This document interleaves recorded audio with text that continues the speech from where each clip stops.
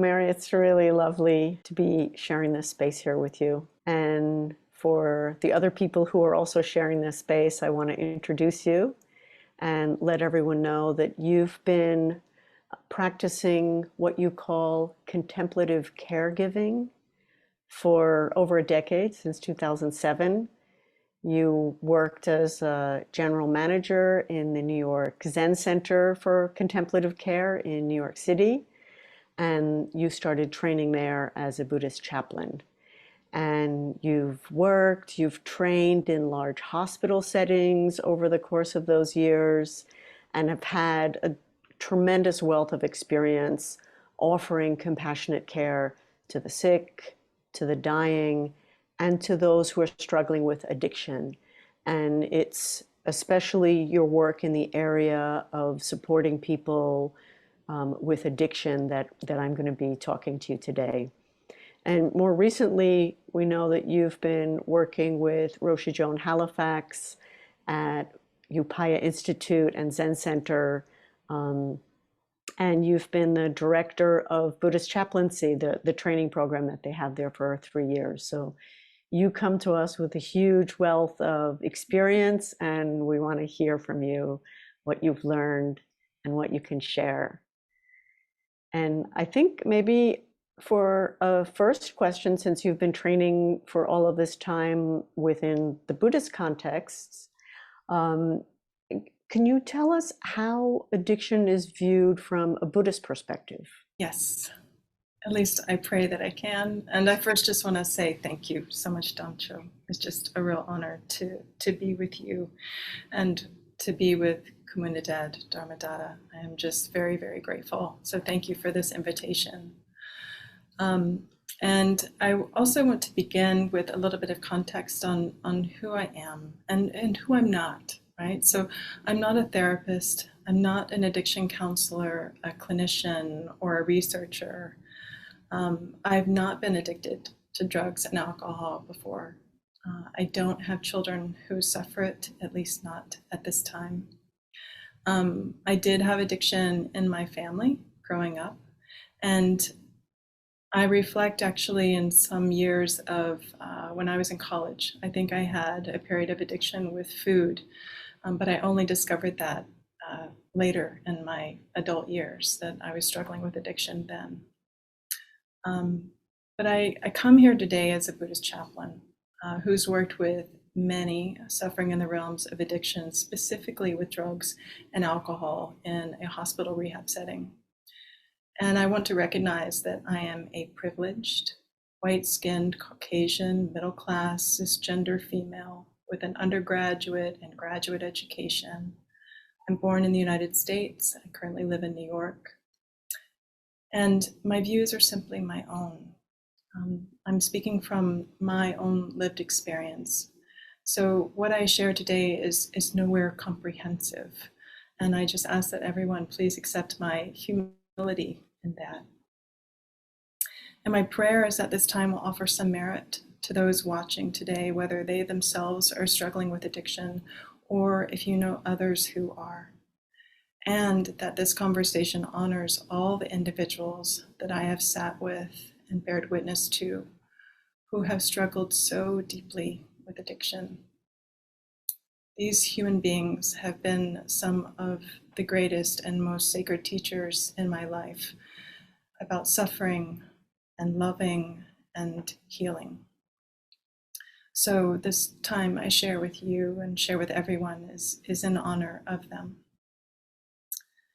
And this first question that you asked, Damcho, is such a rich question. I feel like we could probably sit with this question for days. And I appreciate you bringing this whole topic forward to the community.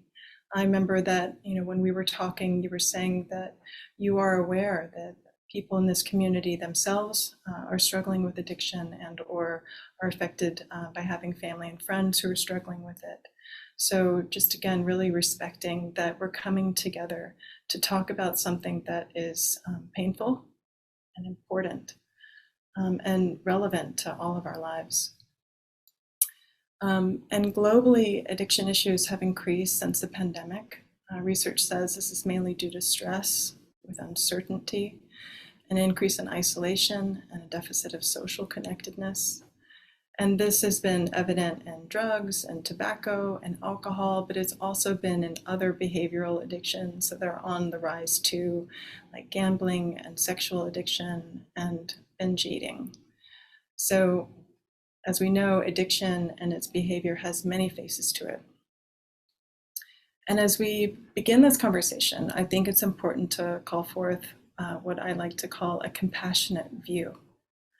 So, compassionate view, meaning that we're holding a very wide, inclusive, and interconnected view on the topic of addiction. The person who is struggling with addiction didn't just jump out of a box and start, drinking liters of vodka one day. There are reasons for our actions, and we all come from a stream of interacting and interconnected realities.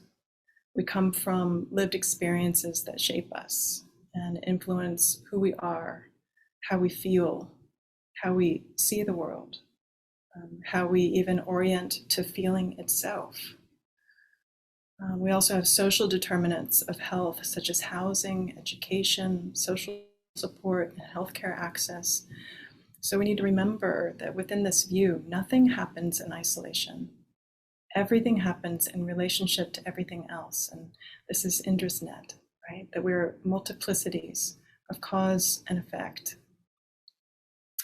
And the compassionate view is also not colored with bias. There's a real social exclusion and isolation that happens with the addiction community. And I see this in healthcare, I see this in social settings. We kind of isolate and relegate this group that suffers, kind of putting them in a less than kind of status, different than the mainstream norm. And when we're doing that, we're not seeing the person. Right? We're seeing the story that we're making about the person. So when we're entering into a compassionate view on this subject, we're trying to dissolve these psychosocial barriers in our mind that we put between ourselves and other.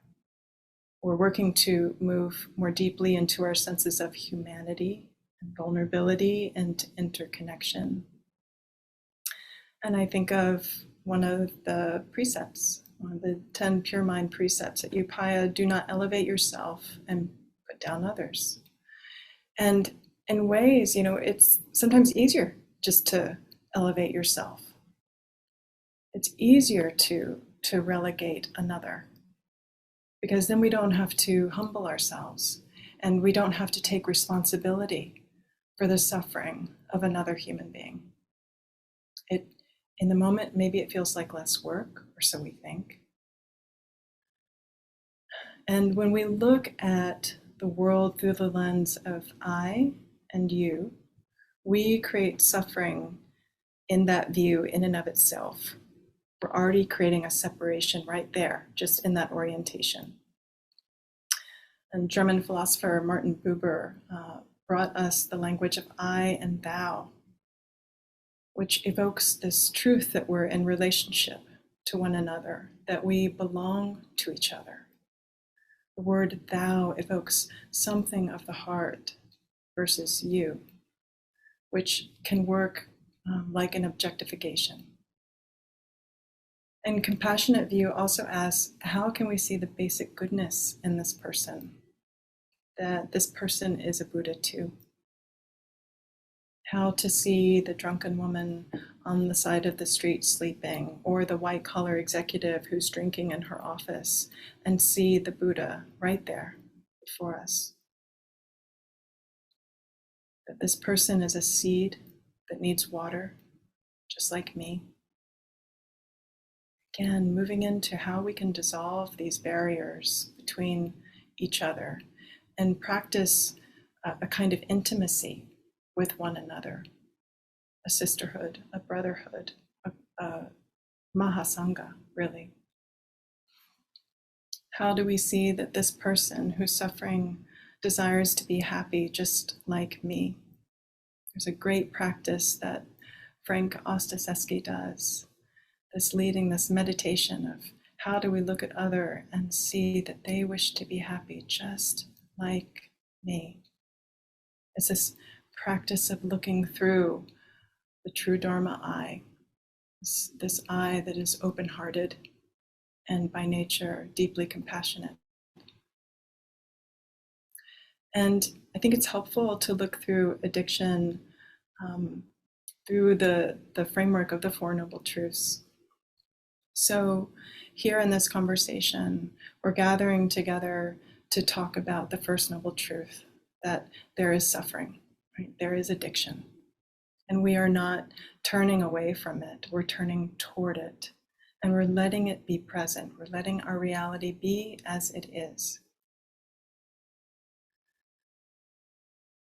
And when we do that, when we allow things to be as it is, we create the space to just be present to this conversation, we open ourselves to the possibility of new and fresh thinking, and maybe even the possibility of healing for ourselves or understanding a situation that we're in possibly differently.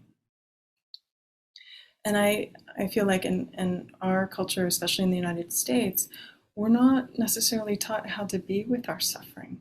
You know, we're generally encouraged that we should be happy and feel joy and be upbeat. But we know that joy is only possible with suffering. There's interplay, right? So we must have suffering in order to even understand what joy is.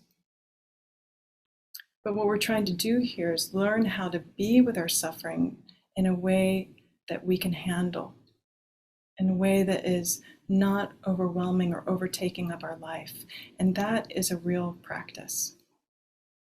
And meditation and mindfulness practices are powerful in this way because they help us to not be consumed by our suffering, but to see it for what it is and to let it exist without so much story. Also, in the realm of suffering, we don't have to be afraid of our pain. There is such an aversion to pain. Physical pain, emotional pain, psychological pain. But what would happen if we viewed pain as something that we can grow from by offering it our compassion and our understanding versus our judgment and our rejection? I encourage everyone in this time together to also take care of yourself. You know, you're watching a recording right now. You can hit pause anytime you want. You can be contemplative, take space for reflection, take care of yourself as we navigate what can be a pretty challenging conversation. Second noble truth, our attachment. And in addiction, there is an attachment to holding on to a relief or a pleasure which is ultimately impermanent. And we know that impermanence is the nature of our reality. So trying to hold on to something that is impermanent will create suffering. As Dogen says, flowers, though we are attached to them, still fall.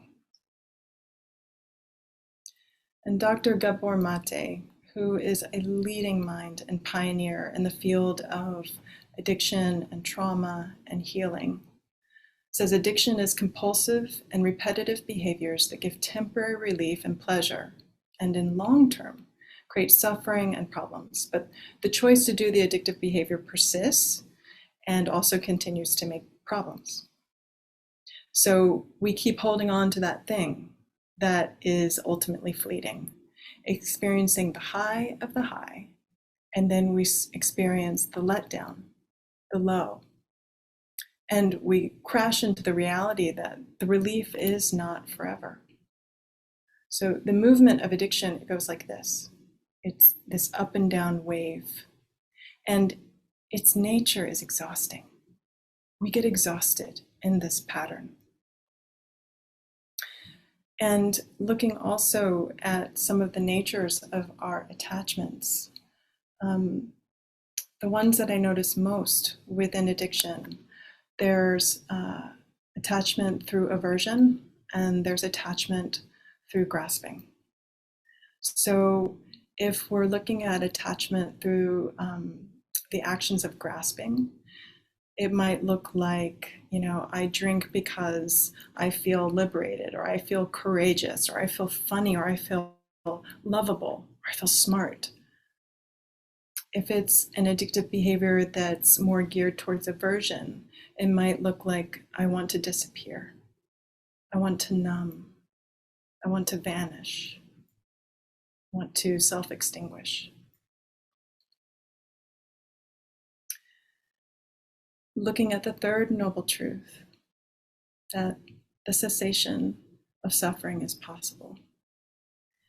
And I have to say, this does not mean that it will happen for everyone who struggles with addiction. In fact, there are many who never fully experience a cessation of their addiction. But to hold within the realm of possibility within our mind that its cessation does exist, that it does exist within the realm of possibility, makes space for hope, makes space for new energy, fresh thinking, and new possibility. It's a very important piece in this path, I think, is holding this third noble truth up. And the fourth noble truth, the Eightfold Path, and in the realms of addiction, again, I'm focusing on drugs and alcohol mainly. There are various pathways to recovery. There's AA, there's Buddhist-based recovery programs like Buddhist Recovery Network, Recovery Dharma, Refuge Recovery. There's Smart Recovery, which is self-management and recovery training. There's cognitive therapy, somatic therapy, trauma therapy, nature therapy, secular organizations for sobriety, moderation management, indigenous recovery programs, and on. I was talking to a client recently who he was saying how overwhelmed he was by all these different pathways and that he didn't know which one to choose. And I said, that's right. You have to listen to yourself. It is so important to not just follow the stream of what everyone else is doing, but to really discern, as the Buddha taught, be a lamp unto yourself, really listen and really discern what is the medicine of your path. What are its flavors? What are its characteristics? What is your spiritual orientation, and how does it match with the path that you want to build or that you want to craft and follow with others? I see this a lot in the addiction community, that there are those who really want to be sober. They really want to, create their recovery path, but they've made themselves go down a certain approach, or they're joining a certain sobriety group, but they're not really aligned with it. And forcing oneself to do that actually can create more harm, because you're not honoring your authentic voice, your authentic needs, your authentic self. So moving into this authenticity piece is so important when you're building your healing path. And another part of this pathway that I think is interesting, Buddha offers a simple formula that guides us in this direction. Examine everything in terms of cause and effect. Whatever is unskillful, leading to harm or suffering to you and others, should be recognized and abandoned. Whatever is skillful, leading to happiness and peace for you and others, should be pursued. Now, this is an incredibly simple formula, and I am not suggesting that building a path to sobriety is an easy calculation. But I think the essence of this is quite powerful, because it helps us look at our actions with a perspective that distills things very simply: harm or well-being. So in this moment, am I creating harm or am I creating well-being? In this action, in this relationship, in this act of picking up a pint of vodka, am I creating harm or am I creating well-being? Just in the moment, this moment-to-moment practice can offer us a certain perspective on what we're doing and what is the value, what are the implications of what we're doing moment to moment. So you're speaking about this place that we can look at addiction from and work through it from. And I'm wondering, does everyone have addictions of some sort? And if so, what makes substance abuse different from other addictions? Different from, for example, what in English we call our guilty pleasures and what in Spanish we might call our apegritos. Mm-hmm. It's a really good question, another beautiful question. When I first read this question, I was thinking about Roshi Bernie Glassman, who said we all have an addiction. It's an addiction to ourself. So that's one way to potentially consider this question. But I think we also need to be mindful of the way that we're using the word addiction, because we can throw this word around, maybe even in a self-deprecating way, like, oh, I'm addicted to this TV show, or I'm addicted to these, new potato chips that came out. But in actuality, we're pathologizing things that don't deserve any pathology.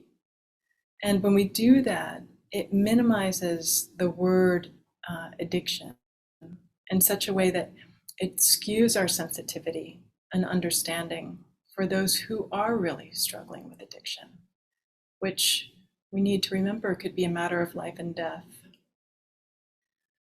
So just to hold this word with respect and with awareness, I think is really important.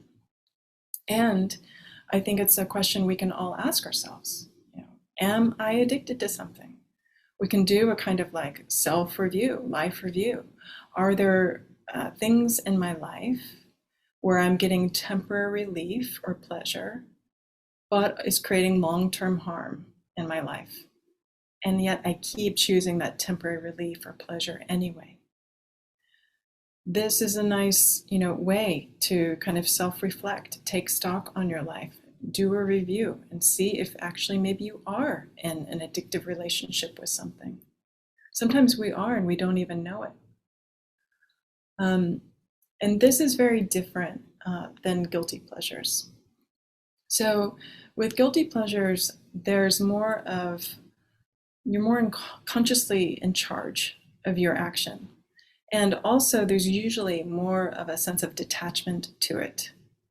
So with addiction, you don't feel in charge and you don't feel detached at all. Guilty pleasures also create less harm in one's life than addiction. And they often have kind of like a certain time frame to it. You enter into the guilty pleasure and kind of leave it there when it's done, and there's no kind of lingering, haunting experience from the action. It's more clean in a way. It's over. There's a lack of stickiness.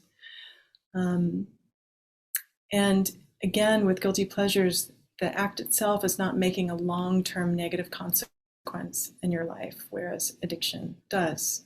So for example, you may know that every other Friday night, you're not going to have dinner, you're going to have this massive bowl of chocolate ice cream.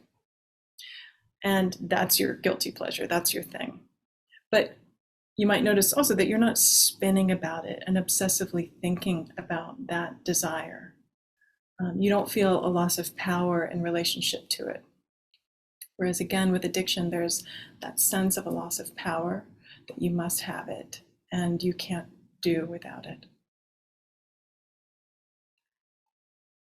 Thanks, that's really clear, really helpful. So I guess one question that many of us who have loved ones who have struggled with addictions is, do you ever get to a point where it's finished? Which is to say, if our loved ones do manage to get sober, does the addiction ever fully go away? Yeah, it's a question. The question I actually want to put a little attention to in a couple different ways. One is some of the language in the question is interesting to me.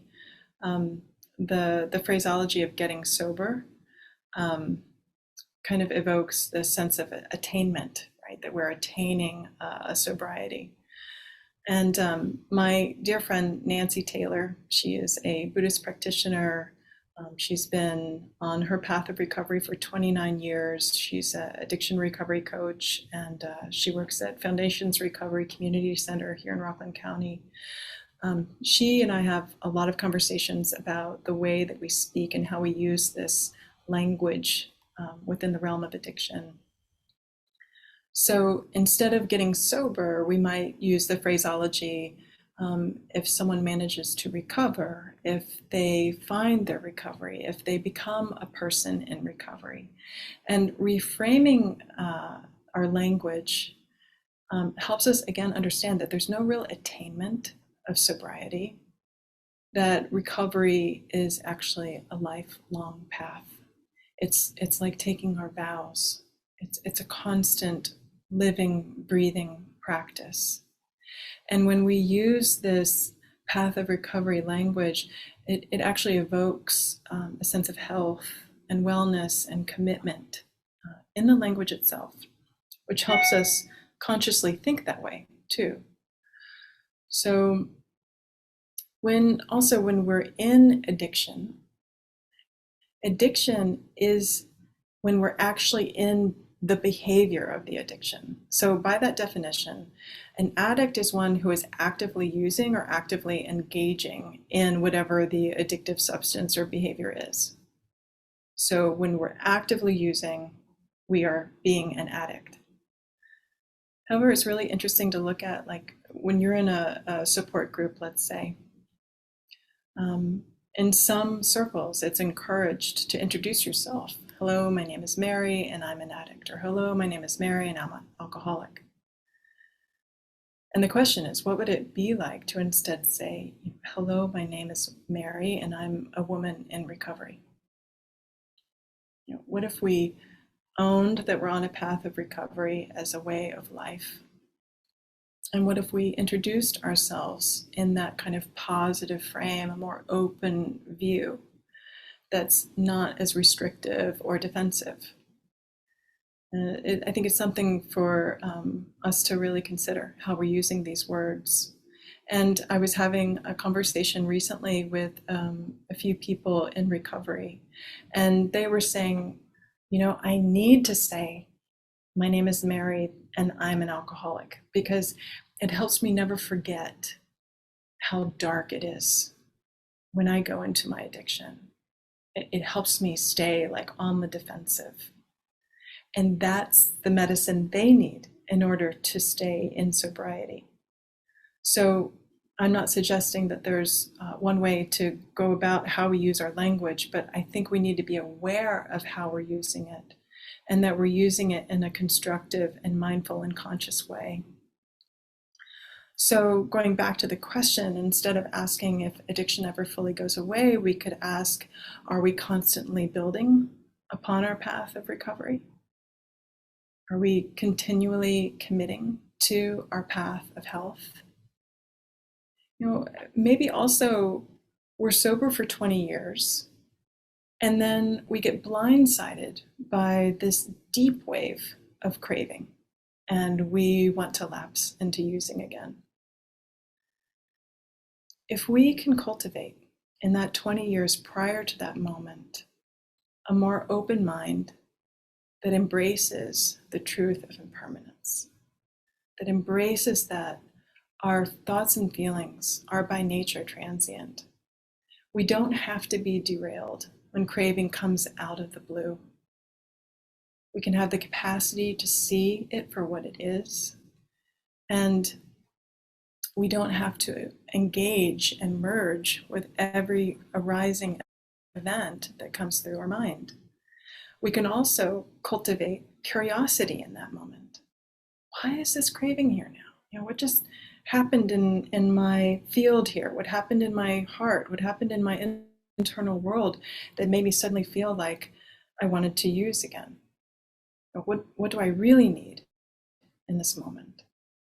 So cultivating this nimbleness with our mind, openness and curiosity is also very powerful when we're crafting our path to recovery. And just to remember that there's this possibility, to vow to be present to what is arising, and to accept, that our human experience is truly alchemic, is ever evolving and ever transforming. I wonder if I can just add in an extra question that came up as I was listening to you. The question that comes up is, what is the role or the place of the emotional work of coming to a different understanding of maybe the forces of craving or need within us that led us to start using or to stay using? What is the role in recovery of the kind of work that we sometimes in a Buddhist context will call klesha work, or in a therapeutic context might just be, psychotherapy? Mm-hmm. I mean, Gabor Mate speaks to this so beautifully and eloquently, that the actions of addiction and addictive behavior are coming from unhealed wounds, unhealed trauma. And there are then numerous pathways in which one can safely, skillfully, and with much guidance and care begin to revisit where those original wounds were born. And from that space, actually through the gift of time and aging, that it's really in our maturation process, in our adulthood, that we even have the capacity to turn around and to look back at the conditions and the elements that we were raised in, how that formed us. And to begin to revisit the truth of our realities growing up with a more compassionate, open, and mature view, because we lived more life. We have more to draw from now. Our brains are more developed, our hearts are more developed. We have a deeper capacity to see the truth of who we are, or the totality of who we are, or the totality of where we came from. It goes so far beyond just how we were raised from when we were born onwards. We have to look also at our ancestry, our history, through blood, our spiritual ancestry, our psychological ancestry, to start to really take deep review of all the causes and conditions that impacted who we became, and who we've become, and who we are becoming. And again, I think it's really important for an individual, when they are beginning to do this work, to really find a therapist, a counselor, a spiritual advisor who you deeply trust and feel safe with. Someone who is skillful and caring and wise and can really give their full attention in the work that they do. I have talked to so many who've actually had more trauma from the counseling they've sought out, because the counselor was not offering their full presence and attention, maybe not offering kind of insight or medicine that that client really needed. Not all therapists are made the same. And there are very many different ways of even going about what approach to therapy one wants to do. So it's a deep and rich topic and has many aspects to it, but I can't say enough about the process of finding the right person for you if you're ready to really go into the deeper work of understanding who you are.